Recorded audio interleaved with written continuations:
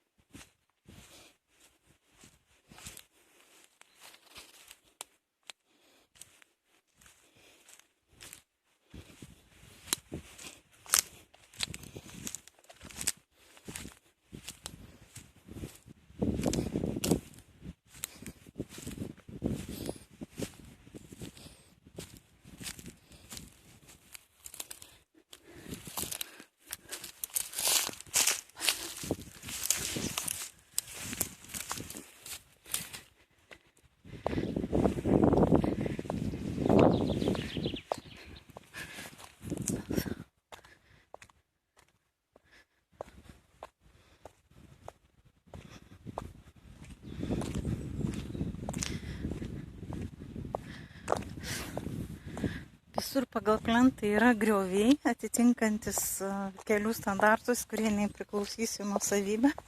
Tiesiog yra apsauginės zonos, vandenį nubėgti. Nebus viskas iki kelio krašto.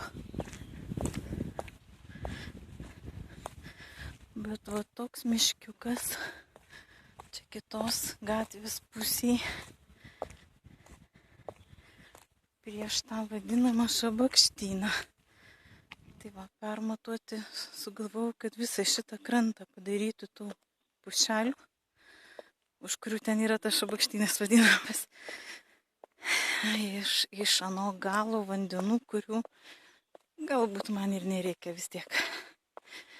Nes klausimas, kada jis ten pakils, tas vanduo ir taip toliau.